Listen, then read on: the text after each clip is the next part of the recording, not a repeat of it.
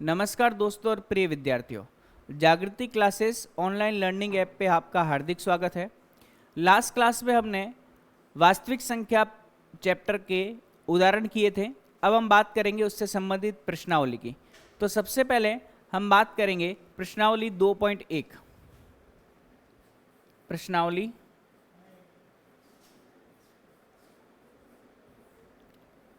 2.1 के बारे में।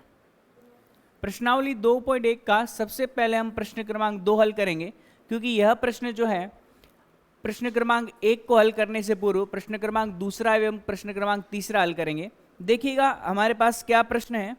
हमें प्रश्न में दे रखा है कि यूक्लिड विभाजन प्रमेय का द्वारा दर्शाइए कि किसी भी धनात्मक पूर्णांक संख्या का घन 9q या 9q + 1 या 9q + 8 के रूप का होता है। ठीक है, तो हमें बोला गया है किसी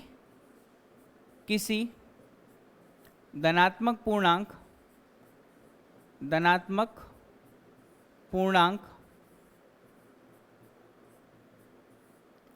का घन 9q या 9q + 1 या 9q + 8 रूप का होता है ना। यह हमें सिद्ध करना है। ठीक है, अब देखिएगा इसे हल करने के लिए हम मान लेते हैं यहां से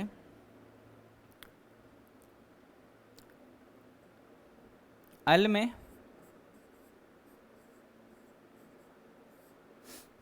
सबसे पहले यूक्लिड विभाजन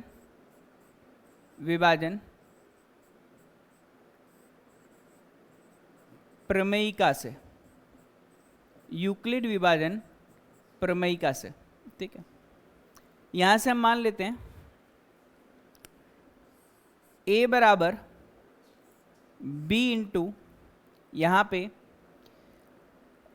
q हमें प्रश्न में दे रखा है तो हम यहाँ पर q डैश ले लेते हैं और प्लस का क्या r ले लेते हैं। अभी बताऊंगा कि q के स्थान पर q डैश क्यों लिया है ना, पता चल जाएगा।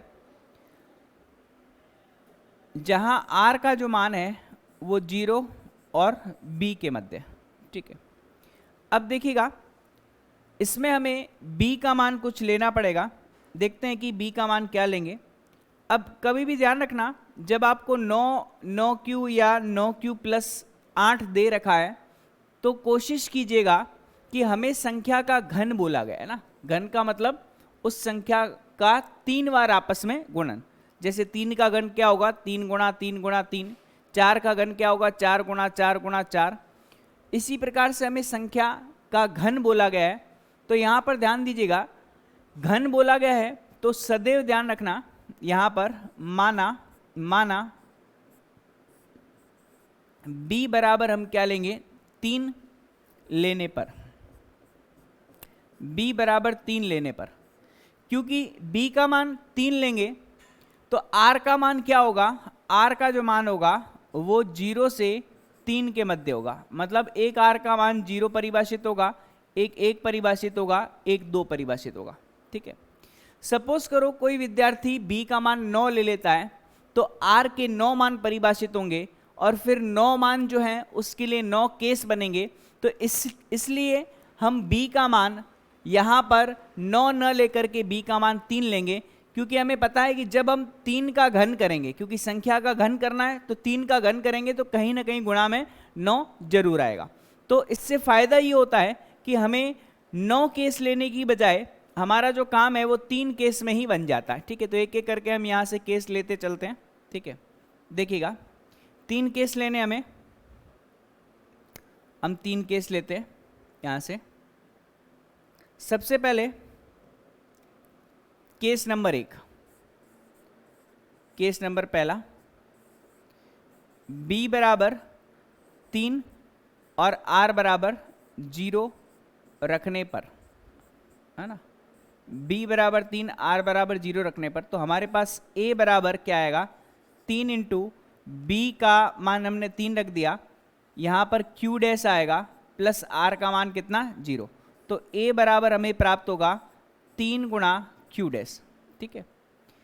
अगले केस में, केस नंबर 2, इस केस में b बराबर 3 एवं r बराबर 1 रखने पर, है ना, 0 रख दिया, अब 1 रखेंगे तो हमारे पास आएगा a बराबर 3 इंटू क्यू डैश प्लस का कितना 1। केस नंबर 3, केस नंबर 3,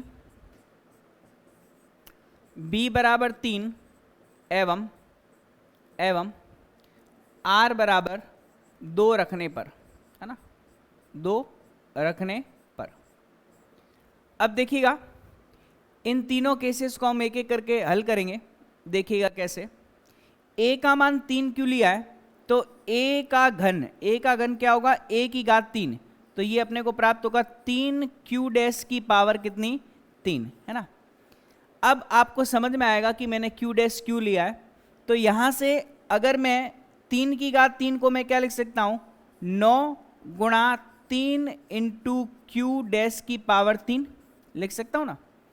यहाँ से देखिएगा 3 की घात 3 27 होगा, 27 में से 9 मैंने बाहर ले लिया, अंदर 3 पड़ा है और क्यू डैश की पावर कितना है, 3 है, तो ये अपने पास कितना आ जाएगा, a क्यूब आ जाएगा, है ना। अब इससे फायदा क्या होगा, देखिएगा इससे फायदा ये होगा, इससे ये फायदा होगा कि a क्यूब का जो मान आएगा 9 तो एज इट इज लिखूंगा, इस संपूर्ण राशि को मैं क्या लिख दूंगा, q लिख दूंगा। यहाँ q बराबर किसके हैं, 3 क्यू डैश की पावर कितना, 3 के बराबर।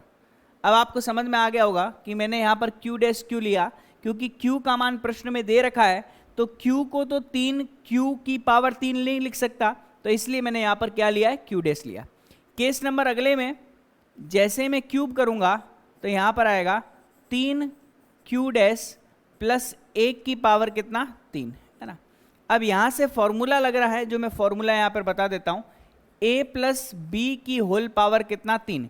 इसका फॉर्मूला होता है a क्यूब प्लस का 3 times a square into B plus का 3 इंटू a बी स्क्वायर और प्लस का कितना आएगा, b क्यूब आएगा। ये फॉर्मूला हमें प्रयोग में लेना।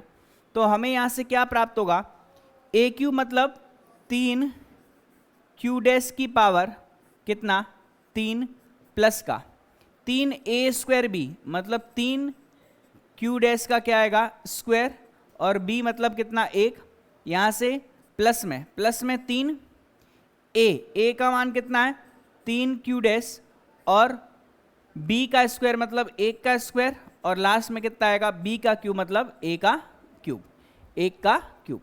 अब यहाँ से हमें क्या प्राप्त होगा, ध्यान दीजिएगा, 3 क्यू डैश की पावर 3 है ना, तो इसे मैं क्या लिख सकता हूँ, 9 बाहर ले लेता हूँ, ये अपने पास आएगा 3 क्यू डैश की पावर कितना, 3, है ना, प्लस यहाँ आप देख सकते हैं 3 का स्क्वायर 9, 3 पड़ा है, तो 9 को तो मैं बाहर ले लेता हूँ, अंदर क्या बचेगा, 3 क्यू डैश का क्या स्क्वायर बचेगा ना इस पद में।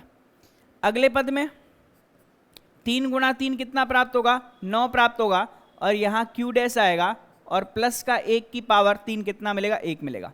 अब आप देख सकते हो कि प्रत्येक पद में से 9 ओबेनिस्ट आ रहा है, मतलब यहाँ तक में 9 ओबेनिस्ट आ रहा है, मैं 9 ओबेनिस्ट ले लेता हूँ, बचेगा क्या, 3 क्यू डैश की पावर 3, है ना, प्लस यहाँ से 3 क्यू डैश का स्क्वायर प्लस का कितना आएगा, क्यू डैश आएगा, है ना, और लास्ट में कितना बच जाएगा, 1 बच जाएगा, है ना। यहाँ तक आपको क्लियर हो गया, है ना। अब हम क्या करेंगे यहाँ से, अब ये 9 तो लिखा हुआ ही है ना, इस संपूर्ण राशि को मैं क्या ले लेता हूँ, q ले लेता हूँ, और प्लस का कितना, 1। तो हमारे पास a क्यूब का जो मान है, वो 9 क्यूब प्लस 1 के बराबर आ रहा है ना। तो 9 क्यूब प्लस 1, देखो भाई 9 क्यूब प्लस 1 हमें लेकर के आना था, ये यहाँ पे 9 क्यूब प्लस 1 आया।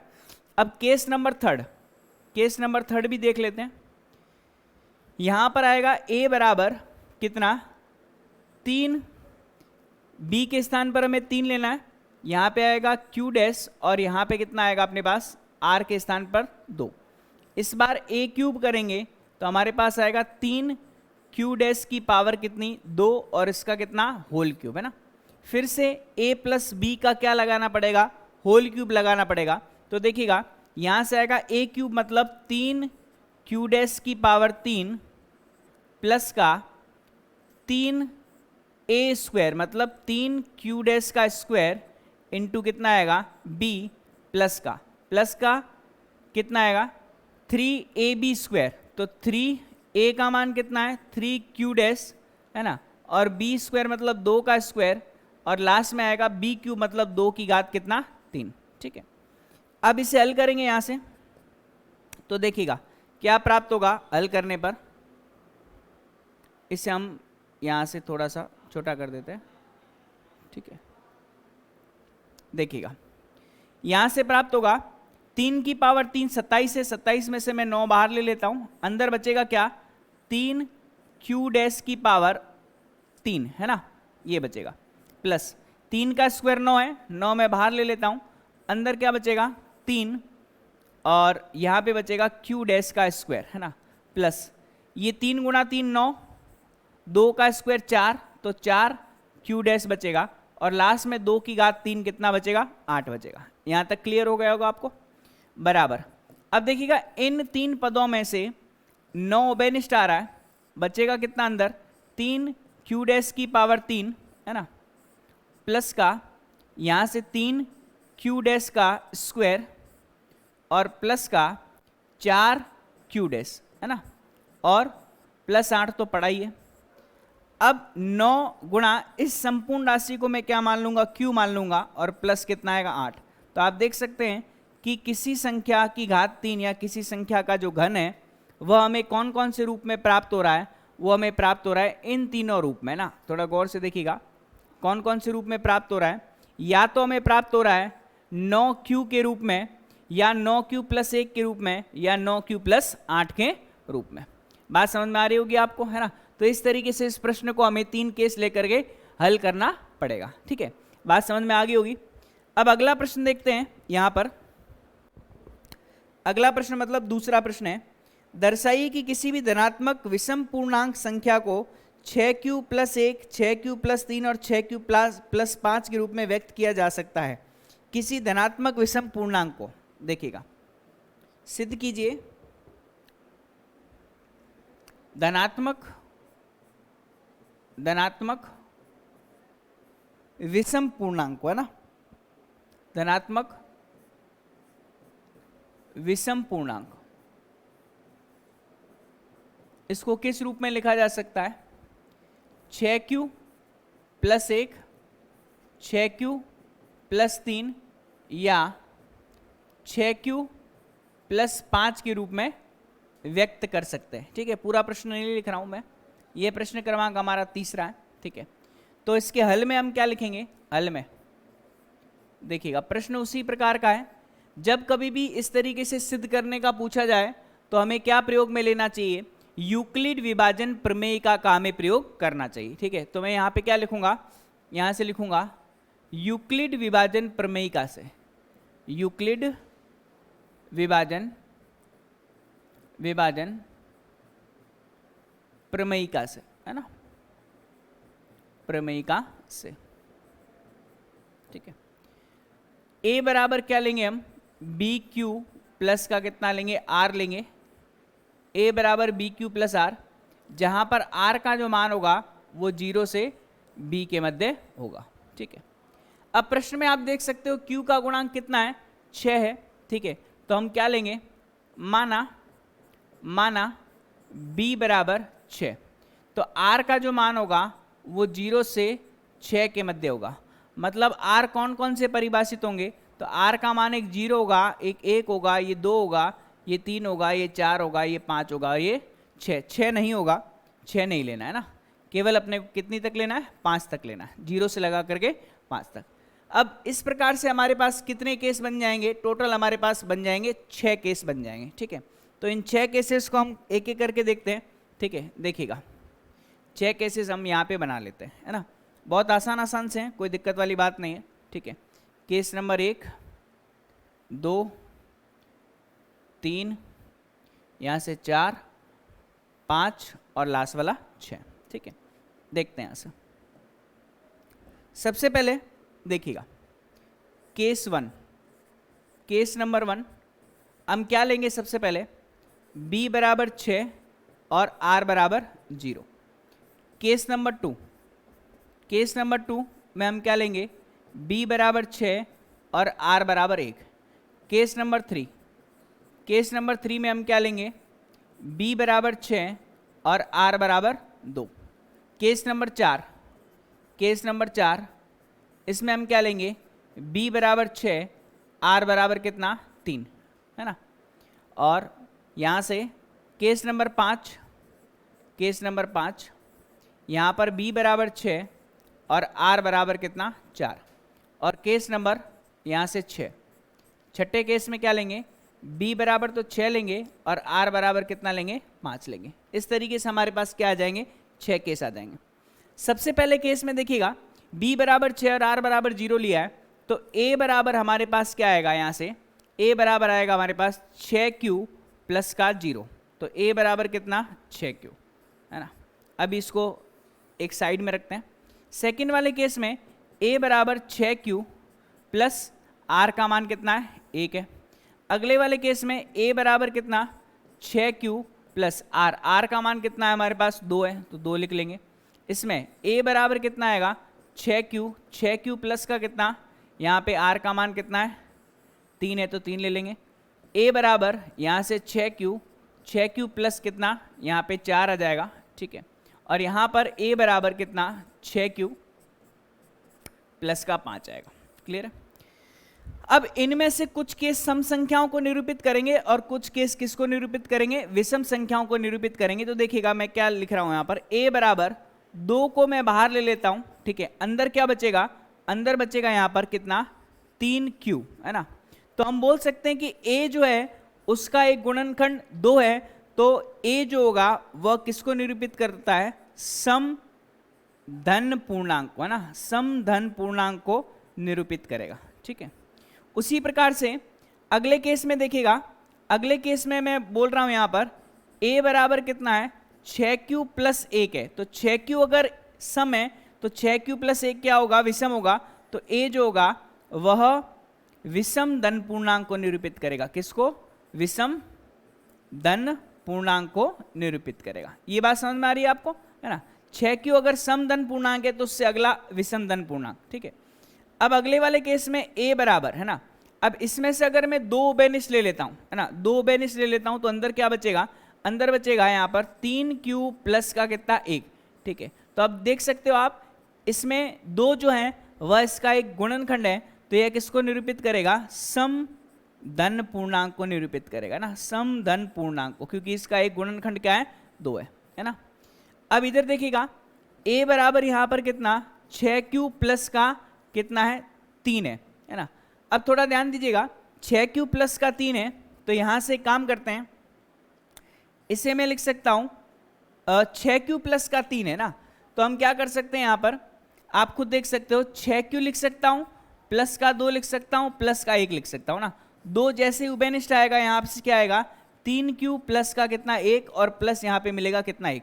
अब ये जो संख्या है ध्यान दीजिएगा, ये जो संख्या है वो 2 का गुणज है, मतलब ये क्या है सम है, इसमें 1 जुड़ रहा है, तो 1 इसको निरूपित करेगा विषम धनात्मक पूर्णांक, विषम धन पूर्णांक को निरूपित करेगा ना। ये बात समझ में आ रही भाई। ये आपके पास 2 गुणज में है, तो ये आपके पास सम संख्या है, सम में 1 जोड़ोगे तो क्या आ जाएगा आपके पास, विषम आ जाएगा, ठीक है। अगले वाले केस में a बराबर कितना है, जैसे ही मैं 2 बेनिस लूंगा तो हमें मिलेगा 3q प्लस का कितना 2 गुणज है, तो यह किसको करेगा, सम धन पूर्णांक को निरूपित करेगा। किसको करेगा, सम धन पूर्णांक को निरूपित करेगा। अगले वाले केस में देखिएगा a बराबर मैं क्या लिख सकता हूं 6q प्लस 4 प्लस का 1 है ना, 5 को मैंने तोड़ दिया, इसमें से 2 बेनिस्ट आ रहा है, तो ये मिलेगा 3q प्लस का 2 और प्लस का 1 है ना। यह सम संख्या होगी क्योंकि इसमें 2 का गुणज पड़ा है या फिर 2 गुणा में पड़ा है, ठीक है। तो उसमें 1 जोड़ेंगे तो हम बोल सकते हैं a जो है वह क्या निरूपित करेगा, विषम धनात्मक पूर्णांक, है ना, विषम धनात्मक पूर्णांक को निरूपित करेगा। अब आपको ये चीज यहां पर देखनी आवश्यक है कि हमें जो बोला गया था वो ये बोला गया था 6q + 1, 6q + 3 और 6q + 5। ये तीनों तो किसको निरूपित करेंगे? ये तीनों निरूपित करेंगे किसको? ये तीनों के तीनों किसको निरूपित करेंगे? यह निरूपित करेंगे विषम धनात्मक पूर्णांक को। किसको निरूपित करेंगे? विषम धनात्मक पूर्णांक को निरूपित करेंगे, है ना, जैसा कि मैंने अभी आपको दिखाया भी है, ठीक है। और बाकी केस नंबर 1, केस नंबर 3 और केस नंबर 5 ये किसको निरूपित करेंगे? यह निरूपित करेंगे किसको? सम धनात्मक पूर्णांक को। किसको निरूपित करेंगे? अगर मैं बात करूं केस नंबर 1 और उसके पश्चात जो है वो केस नंबर कौन सा? 3 और केस नंबर आपके पास कौन सा? 5, है ना। ये किसको निरूपित करेंगे? यह सम धनात्मक पूर्णांक को निरूपित करेंगे ना, सम धनात्मक पूर्णांक।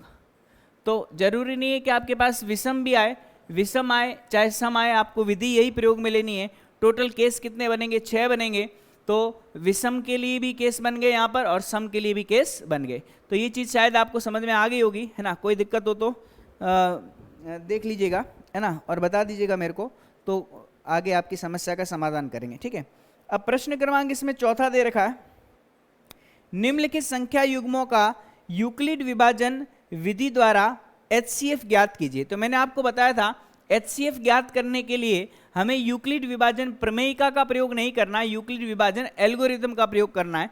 तो ये हमारे पास प्रश्न क्रमांक 4 है, प्रश्न क्रमांक 4, है ना। प्रश्न क्रमांक 4 में पहला जो भाग है वो हमें ज्ञात करना है HCF, है ना। HCF ज्ञात करना है दो संख्याओं का। तो दो संख्याओं का HCF जो है वो संख्या है 210,55, 210,55, है ना। इनका HCF ज्ञात करना है, ठीक है। तो हमें यहाँ पे लिखना पड़ेगा क्या? यूक्लिड विभाजन, यूक्लिड विभाजन, यूक्लिड विभाजन एल्गोरिदम से, है ना, एल्गोरिदम से, है ना, यूक्लिड विभाजन एल्गोरिदम से, ठीक है। तो हम यहाँ पर क्या लेंगे? a बराबर BQ प्लस का R लेंगे, है ना। a बराबर क्या लेंगे?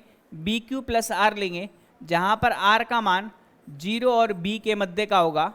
R का मान हमेशा 0 और B के मध्य का हम लेते हैं, आप सभी को पता है, ठीक है। अब देखिएगा यहाँ से, यहाँ पर हम जानते हैं कि 210 जो है वह बड़ा है 55 से, ठीक है। तो a बराबर हम क्या लेंगे? 210 लेंगे और b बराबर हम क्या लेंगे? 55 लेंगे। मैंने आपको पहले ही बोला था जो बड़ी संख्या होगी वह a होगी, जो छोटी संख्या होगी वह क्या होगी? b होगी। क्लियर है भाई सभी को, है ना। अब हम यहाँ से काम करेंगे, विधि वही प्रयोग में लेनी है, भाग विधि जो है वो यहाँ साइड में हम वर्क करते जाएंगे, ठीक है। तो सबसे पहले देखिएगा हमें क्या करना है? 210 में भाग देना है, 210 में भाग देना है किसका? 55 का भाग देना है, ठीक है। तो देखिएगा कितनी बार जाएगा? तो अगर मैं 4 बार करूंगा तो ज़्यादा हो जाएगा, तो 3 बार ही जाएगा, ठीक है। तो क्या आएगा? 5 × 3 = 15, 1 5 × 3 = 15 और 1 16, ठीक है। 10 में से 5 जाएगा, 5 बचेगा, ठीक है। अब यहाँ पर इसने इसको उधार दे दिया तो ये 0 बन गया, फिर इधर से लेंगे तो 10 में से 6 जाएगा तो कितना बचेगा? 4 बचेगा, ठीक है। तो आप देख सकते हो, आप क्या लिख सकते हो इसको? इससे हम लिख सकते हैं 210 बराबर 55 × 3 प्लस का कितना? 45, है ना। ये अपने पास क्या है? स्टेप नंबर 1 है, ठीक है। ये अपने पास स्टेप नंबर 1 है। अब हमें क्या करना है? इन दोनों में सेम टू सेम वही विधि प्रयोग में लेनी है। तो क्या लिखेंगे हम? यहाँ पर 55 में भाग देना है किसका? 45 का, है ना। तो कितनी बार जाएगा? 1 बार जाएगा, बचेगा कितना? शेषफल 10। तो हम क्या लिख सकते हैं? 55 बराबर 45 × 1 प्लस का कितना? 10, ठीक है। ये अपने पास स्टेप नंबर 1 है, ठीक है। और ये अपने पास स्टेप नंबर 2 है ना, स्टेप नंबर 2। अब देखिएगा पुनः 45 और 10 में हम भाग देंगे, तो 45 में भाग देंगे किसका? 10 का, 4 बार जाएगा, आएगा 40, शेषफल कितना बचेगा? 5। तो हम लिख सकते हैं क्या लिख सकते हैं? 45 बराबर 10 × 4 प्लस का कितना? 5, ठीक है। ये स्टेप नंबर कितना? 3, स्टेप नंबर तीसरा, ठीक है। अब स्टेप नंबर 4 में वही काम करेंगे। क्या काम करेंगे? देखिएगा स्टेप नंबर 4 में वही काम करेंगे। इस बार 10 और 5 में वही विधि, 10 में भाग देंगे 5 का 2 बार जाएगा और शेषफल कितना 0। जैसे ही शेषफल 0 आता है, अंतिम जो भाजक है, अंतिम भाजक कितना 5, वही अपना क्या होगा HCF होगा। तो हम क्या करेंगे, स्टेप नंबर चौथा, स्टेप नंबर 4 में हमने क्या किया, 10 बराबर हम क्या लिख सकते हैं, 5 गुणा 2 बराबर 0। तो जैसे ही शेषफल 0 आया तो अंतिम भाजक अपना क्या हो जाएगा, HCF हो जाएगा। तो हम बोल सकते हैं HCF किसका, 210,55 का, 210,55 का कितना आएगा, 5 आएगा, और यही हमारा क्या होगा, अंतिम उत्तर होगा। चीज समझ में आ गई होगी आपको, है ना। फिर अब देखते हैं इसका अगला भाग। सेकंड भाग दे रखा है 420 और 130 का हमें क्या निकालना है, HCF निकालना है ना, 420 और 130 का। तो इसका सेकंड पार्ट देखते हैं। सेकंड पार्ट में हमें दे रखा है HCF ज्ञात करना है किसका, 420 और 130 का, है ना, 420 और 130 का, ठीक है। अब वही लिखेंगे क्या, यूक्लिड विभाजन एल्गोरिथम से ना, क्या लिखेंगे, यूक्लिड विभाजन एल्गोरिथम से, है ना, एल्गोरिथम से।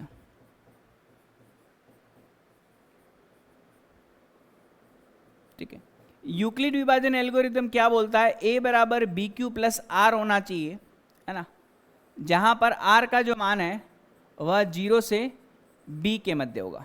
ठीक है जी, ये आपको लिखना अति आवश्यक है। अब देखिएगा सबसे बड़ी चीज क्या, यहां पर हमारे पास 420 जो है वो बड़ा है 130 से, तो a बड़ी संख्या लेंगे 420 और b जो है वो छोटी संख्या लेंगे अर्थात 130। ठीक है, अब हमारे पास वही चीज, वही विधि, वही प्रोसीजर अपनाना है हमें। ठीक है, देखिएगा क्या, हमें भाग देना पड़ेगा किसका किस में, बड़ी संख्या में 420 में, छोटी संख्या 130 का। ठीक है, 420 में क्या भाग देना पड़ेगा, छोटी संख्या का। अब देखिएगा जैसे हम भाग दूंगा, 13 का पाड़ा आपको आना चाहिए, 13 एकम 13, 13 दूनी 26, 13 ती 39, 13 चौका 52, तो 13 ती 39 बार, है ना। तो आपने पास 3, ये आपके पास 0, 3 तिया 9 और 3 एकम 3। ठीक है, घटाएंगे, यहाँ आपके पास 0 बचेगा। ठीक है, अब 12 में से 9, है ना, या फिर सीधा पता चल रहा है 90 में 10 जोड़ेंगे तो 400 और टोटल कितना बचेगा, 30 बचेगा, या 12 में से 9 जाएगा तो कितना बचेगा, 3 बच जाएगा। ठीक है, अब देखिएगा हम क्या लिखेंगे, 420 बराबर कितना, 130 इंटू 3 और प्लस का शेषफल कितना बच गया, 30 बच गया।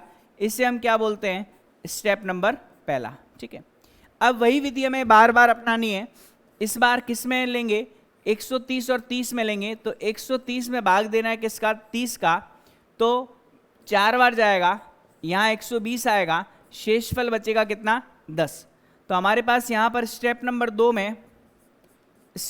2 में क्या आएगा, 130 बराबर यहाँ से आएगा 30 गुणा 4 प्लस का शेषफल कितना, 10। ठीक है जी, अंतिम स्टेप, 30 में भाग देना है किसका, 10 का, 3 बार जाएगा, 30 आएगा, शेषफल कितना बचेगा, 0। स्टेप नंबर 3, काफी बार 3 स्टेप में भी हो जाता है, काफी बार 4-5 स्टेप भी लगते हैं। तो देखिएगा यहां पर अपने पास आया 30 बराबर 10 गुणा 3 और प्लस का शेषफल कितना, 0। जैसे ही शेषफल 0 आ रहा है तो हमारा जो HCF होगा, HCF जो होगा वो अंतिम भाजक होगा, मतलब 10। कहने का मतलब है HCF ऑफ 420, है ना, HCF ऑफ 420 कॉमा 130 का जो मान आएगा वो किसके बराबर आएगा, 10 के बराबर आएगा। इस तरीके से इस प्रश्न को हम आसानी से हल कर सकते हैं। चीज समझ में आ गई होगी आपको। ठीक है, अब देखिएगा इसमें और भी प्रश्न है। ठीक है, जैसे हम प्रश्न क्रमांक लेते हैं इसमें चौथा, 135 और 225, है ना, 135 और 225। देखिएगा इसमें चौथा भाग लेते हैं,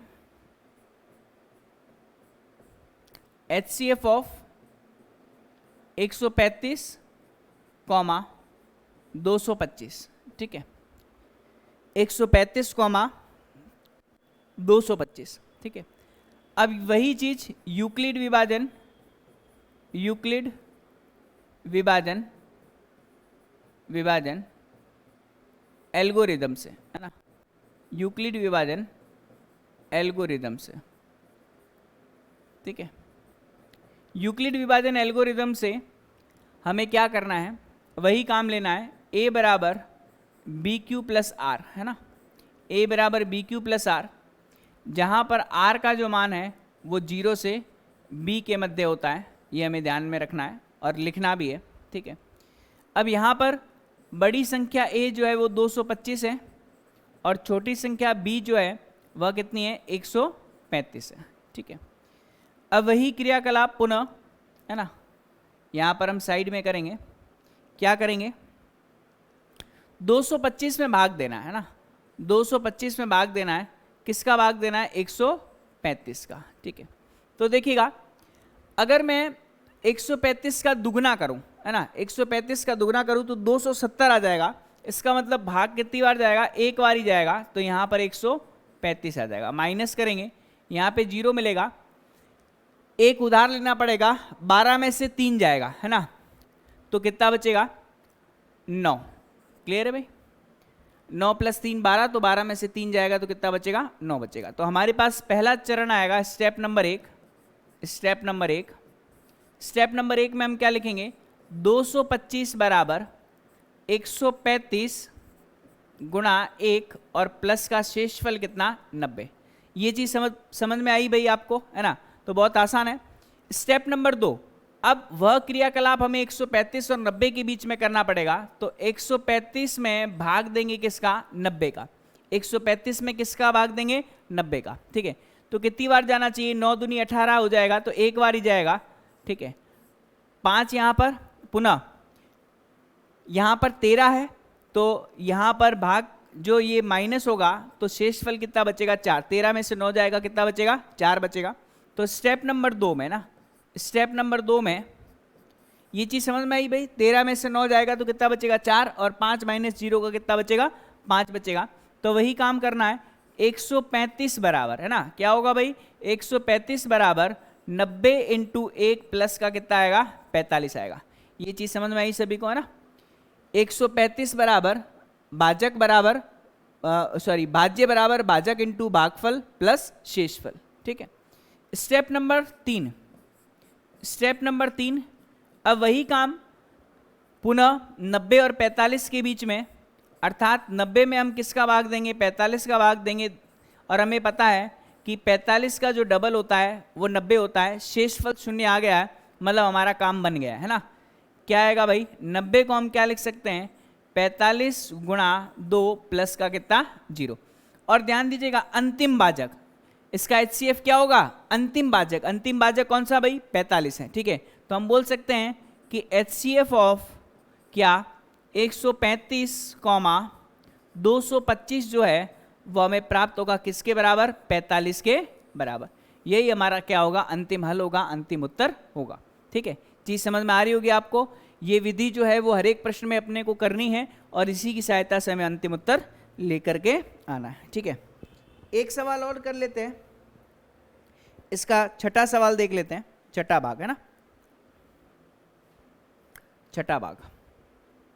देखिएगा, छठे भाग में हमें क्या दे रखा है, पुनः 2 संख्याएं दे रखी है, हमें HCF ज्ञात करना है, ठीक है। HCF ज्ञात करना, किस किस का HCF ज्ञात करना है, तो हमें HCF ज्ञात करना है संख्या 867 और 255 का, 867 और 255 का, ठीक है। तो पुनः क्या लिखेंगे, बताइए भाई, पुनः क्या लिखेंगे, यूक्लिड विभाजन एल्गोरिथम से, जो हम बार बार लिखते हैं, क्या लिखेंगे, यूक्लिड विभाजन,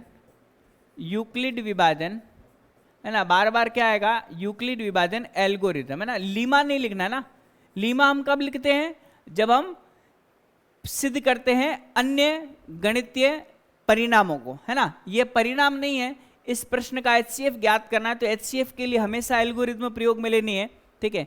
और लीमा का प्रयोग लेनी है जब हम अन्य गणितीय परिणामों को क्या करते हैं, सिद्ध करते हैं, तो हमें क्या लेनी होती है, लीमा प्रयोग में लेनी होती है, ठीक है। तो यहां से हम देख सकते हैं कौन सी संख्या बड़ी है भाई, बताइए जल्दी से। बड़ी है भाई, 255 से बड़ी है, 867, ठीक है। तो हम बड़ी संख्या को a मानेंगे, a का मान 867 है और b का मान कितना है 255। उसके पश्चात क्या करना है भाई, उसके पश्चात साइड में एक क्या करेंगे, लाइन खींचेंगे। चलो भाई लाइन खींच देते हैं यहाँ से, ठीक है।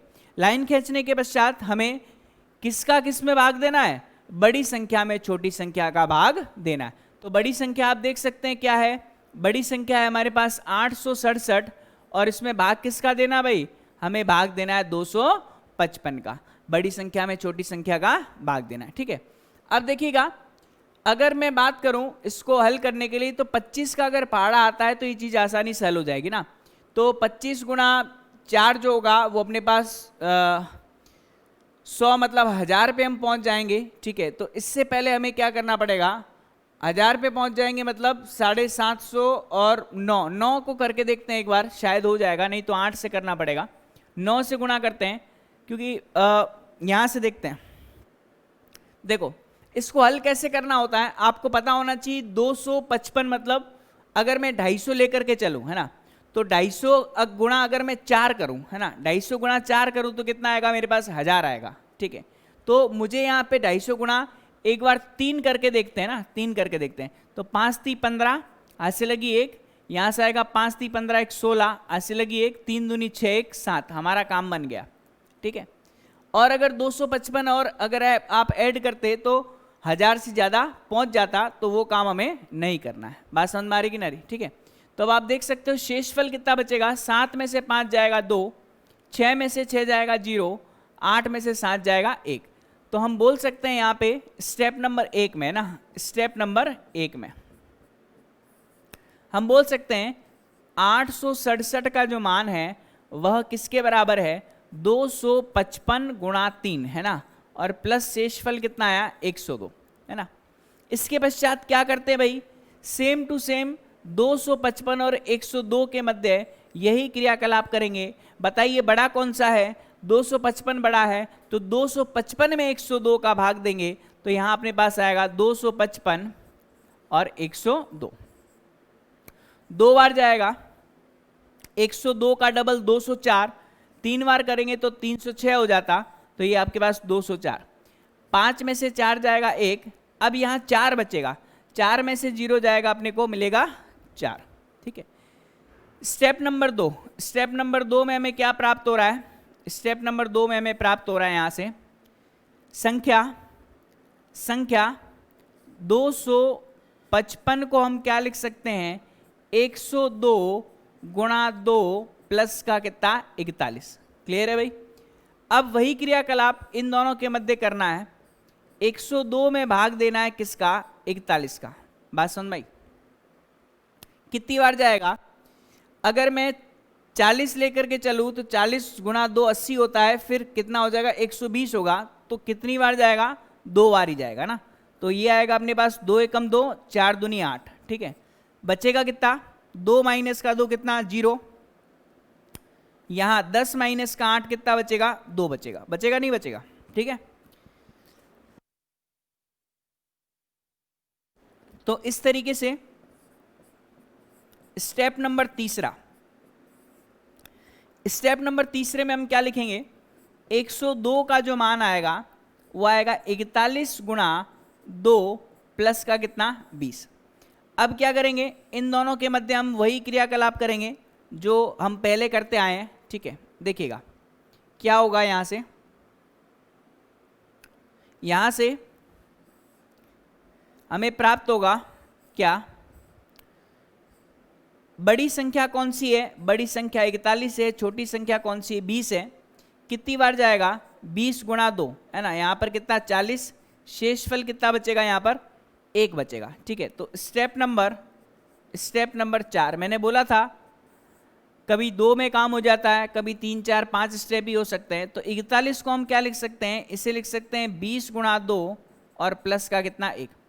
अब हम क्या करेंगे, यहाँ से अब हम 1 और 20 में करेंगे, तो 20 में 1 का भाग देंगे कितनी बार, 20 बार, तो शेषफल अपने पास 0 आएगा। तो स्टेप नंबर 5 में हम क्या करेंगे, 20 को हम क्या लिख सकते हैं, 20 गुणा 1 प्लस का 0, है ना, क्योंकि 20 में 1 का भाग देना है, 20 बार जाएगा, तो 20 गुणा 1 प्लस 0, शेषफल 0 आ गया है, तो हम लिख सकते हैं अंतिम भाजक। अंतिम भाजक कितना है भाई? 1 है। तो HCF ऑफ 867, 255 ये किसके बराबर आएगा? 1 के बराबर आएगा। ठीक है, तो इस तरीके से इस प्रश्न को हल करना। यह प्रश्न इंपॉर्टेंट भी है, तो इसके ऊपर आप इंपॉर्टेंट भी लगा देना। ठीक है जी, क्लियर है भाई सभी को? अब इसका जो पांचवा प्रश्न है, पांचवा प्रश्न जो है वो काफी महत्वपूर्ण है और उस प्रश्न को हम अच्छे से समझेंगे। यहां तक आपको शायद क्लियर हो गया होगा, है ना? यहां तक आपको क्लियर हो गया होगा।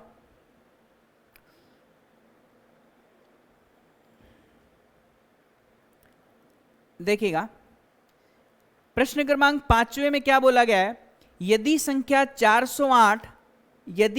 408 तथा 1032 के HCF को क्या लिखा हुआ है? 1032 इंटू एक्स माइनस का 408 इंटू 5 के रूप में व्यक्त किया जा सकता है, तो हमें x का मान ज्ञात करना है। ठीक है जी, तो देखते हैं यहां पे हमें बोला गया है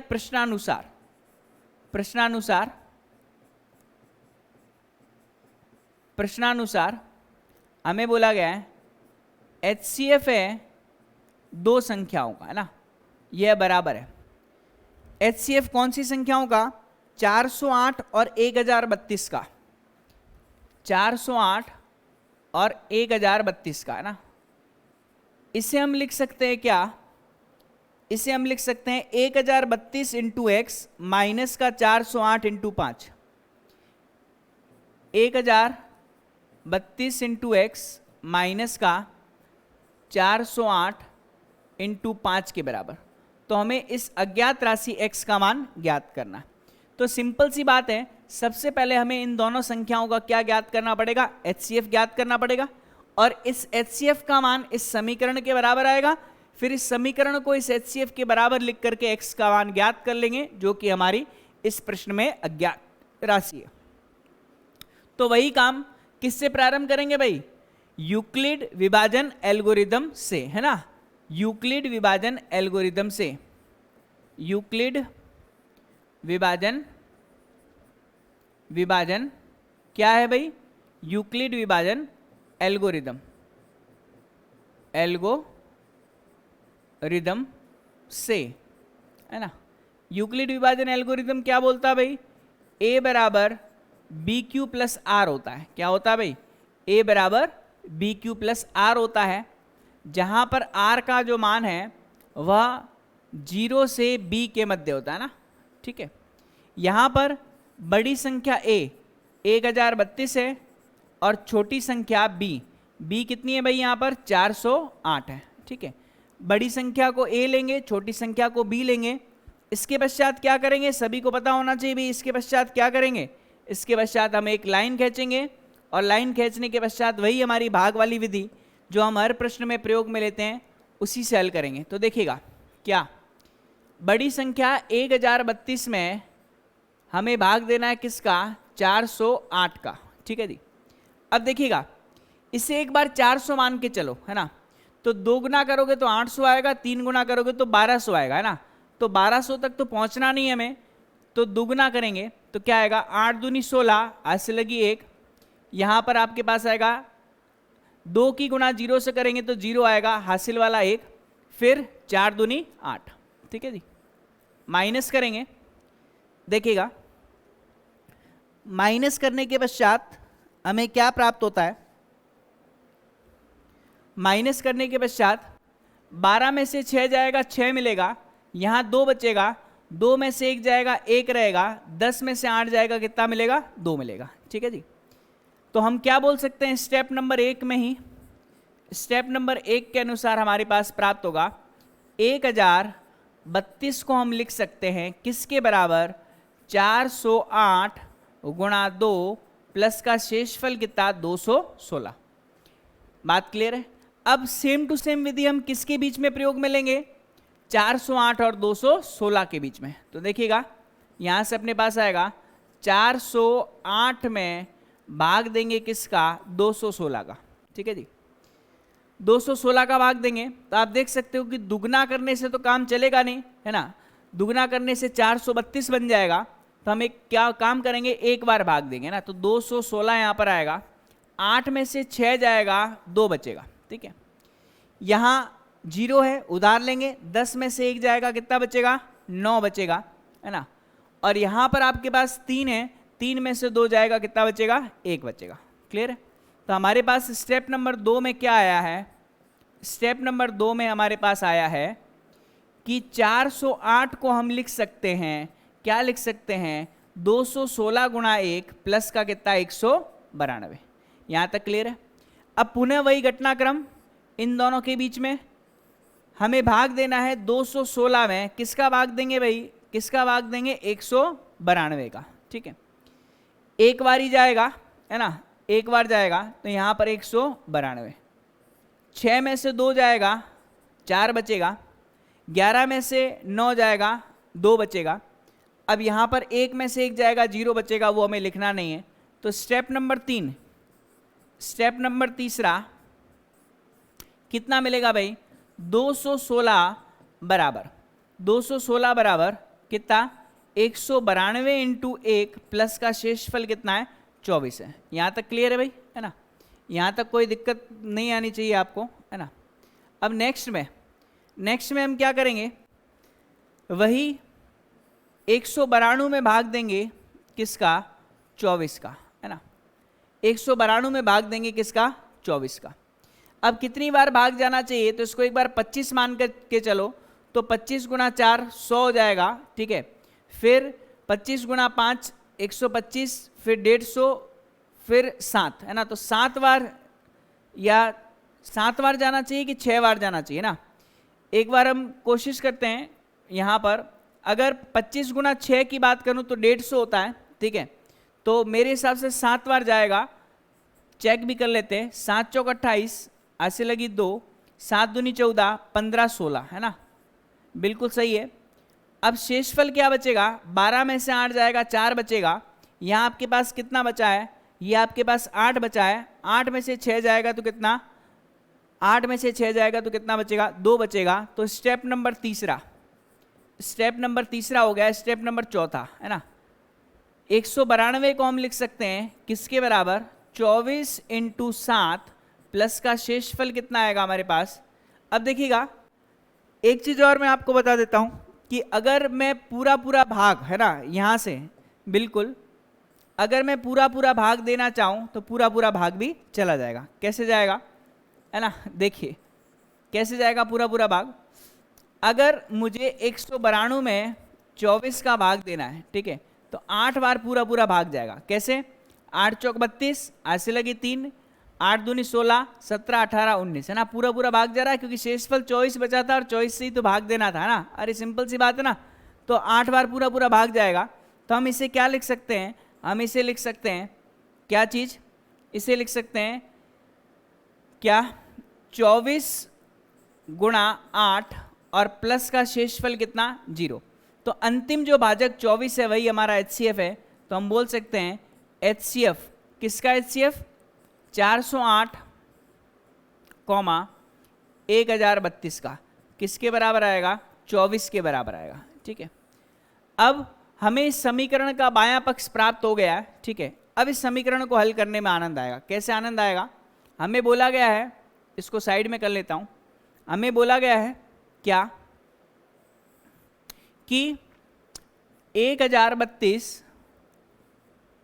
इंटू एक्स माइनस का 408 गुणा 5, ये HCF के बराबर है उन दोनों संख्याओं के। तो इसका मान किसके बराबर आया हमारे पास, 24 के बराबर आया। क्लियर है जी। अब हमें किसका मान ज्ञात करना है, हमें मान ज्ञात करना है 1032 इंटू एक्स, है ना, अर्थात x का ज्ञात करना। तो ये आएगा 24 प्लस का 408 गुणा कितना, 5।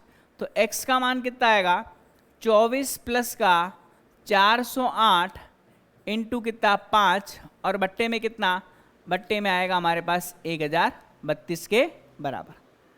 बात समझ में आ रही कि नहीं आ रही, है ना। क्लियर है भाई, सभी को हल कर सकते हैं ना भाई ऐसे, है ना।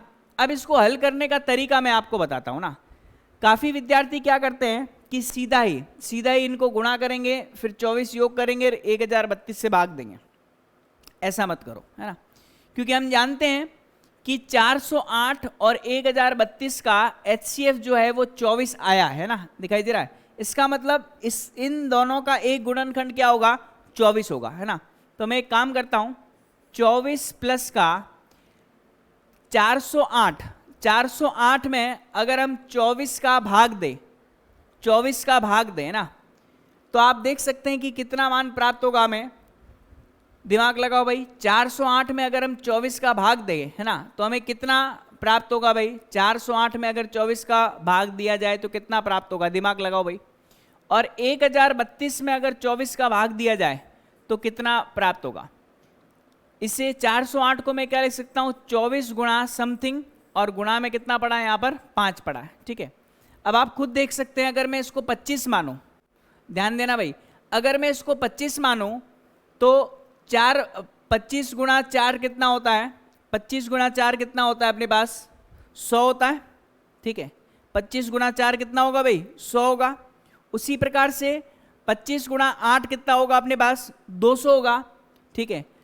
25 गुणा 8 किया, फिर अगर मैं 25 गुणा 16 करूं, है ना, तो 25 गुणा 16 में कितना प्राप्त होगा, 25 गुणा 16 कितना प्राप्त होगा, वो भी दिमाग लगाइए, है ना। कितना होगा भाई, अगर मैं 408 में 24 का भाग दूं तो कितनी बार जाएगा भाई, भाग देते हैं, 24 से कम 24 आएगा, ठीक है। देखिए 24 से कम 24 आएगा, पीछे शेषफल कितना बचेगा, ये दिमाग लगाना भाई थोड़ा सा। ये अपने पास 408 है, इसमें हम 24 का भाग दे रहे हैं, तो 24 से कम 24, 10 में से 4 जाएगा, 6 बचेगा, यहाँ पर 2 बचेगा, यहाँ पे अपने पास कितना, देखिएगा 40 माइनस का, अब देखिएगा 24 एकम 24 आएगा, ठीक है। और 24 दूनी कितना होता भाई, अगर मैं 24 गुणा 2 करूं तो कितना प्राप्त होगा, 4 दूनी 8 और 2 दूनी 4 प्राप्त होगा ना, 48 आ जाएगा। 48 पूरा पूरा भाग जाएगा नहीं, तो हमारे पास फिर से देखना 24 गुणा 1 कितना प्राप्त होगा, 24, 10 में से 4 जाएगा 6, और यहाँ अपने पास कितना बचा, 3 बचा ना, तो 3, ध्यान देना भाई, यहाँ बचा 3 में से 2 जाएगा 1, है ना, तो 168 आएगा यहाँ पे। अब भाग देंगे हम 24 का पुनः, है ना, तो कितनी बार भाग जाएगा, 24 गुणा, अगर 25 गुणा 5 करता हूँ तो मुझे क्या प्राप्त होता है, 150 होगा। तो यहाँ पर 24 गुणा अगर मैं 6 करूँ, है ना, 6 चौक 24, या 7 करूँ तो 7 चौक 28, 17 बार जाएगा। 7 चौक 28, आशी लगी 2, 7 एकम 7, 8 और 9, 7 चौक 28, आशी लगी 2, यहाँ पे आएगा 25 गुणा, अगर हम बात करें 150 लेकर के आना है, तो 25 गुणा 6 150 आएगा। अगर हम 7 से करें तो 7 चौक 28, आज से लगी 2, 7 दूनी 14, 15 16, पूरा पूरा भाग जा रहा भाई, है ना। यहाँ कितना आएगा भाई आपके पास, 17 आएगा। क्लियर है, अरे बात समझ में आ रही कि नहीं रही है ना, चीज़ें आसान बन जाएगी, है ना, बस एक बार भाग देने जितनी देर है। अब 1032 में अगर हम 24 का भाग दें ना, 1032 में अगर हमने किसका भाग दिया, 24 का भाग दिया, तो कितनी बार जाएगा, देखिएगा ये अपने पास शायद 4 बार चला जाए, देखते हैं कितनी बार जाएगा, 4 बार जाएगा कि नहीं जाएगा, 4 बार जाना चाहिए कि नहीं जाना चाहिए, बिल्कुल जाएगा। 25 गुणा 400 होता है, तो ये जाएगा 4 चौक 16 और 4 चौक 16, हाथ से लगी 1, 4 दूनी 8 और 1 9, है ना, बच्चे का कितना, 13 में से 6, है ना, 6 6 12 होता है। यहाँ पे आपको कितना मिलेगा, 7 मिलेगा। यहाँ पे आपके पास 72, है ना।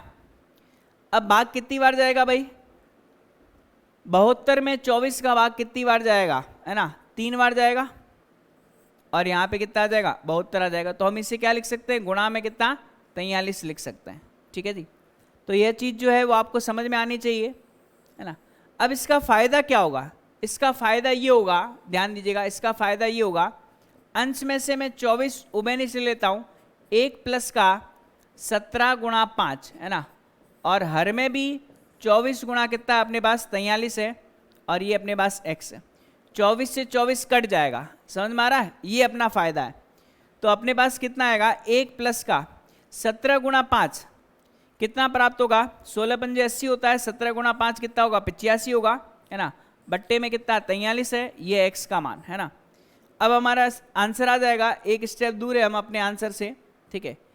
तो ये अपने को प्राप्त क्या होगा, x बराबर 85 एक 86 बट्टा कितना 43, तो 86 में 43 का भाग दोगे तो कितना आएगा 2 आएगा, तो x बराबर जो 2 होगा वही हमारा क्या होगा अंतिम उत्तर होगा, ठीक है जी। फिर से इसको देख लीजिएगा, एक बार इस प्रश्न को पुनः देख लीजिएगा। हमें क्या बोला गया है कि दो संख्याओं 408 और 1032 का जो HCF है वह इस समीकरण के बराबर है। तो हमने क्या किया, 408 और 1032 का HCF निकाला जो कि 24 के बराबर आया।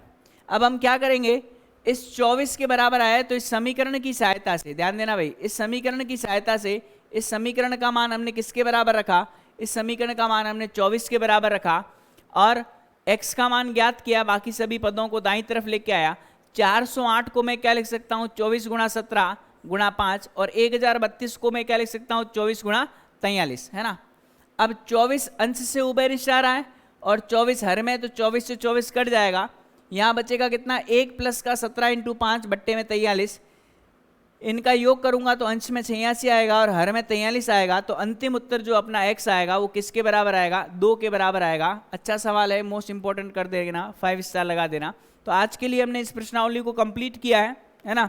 इसमें एक प्रश्न बच जाता है, वो हम नेक्स्ट क्लास में करेंगे, और इसके पश्चात अंक गणित की मूलभूत प्रमेय को भी हम क्या करेंगे, यहाँ से अध्ययन करेंगे।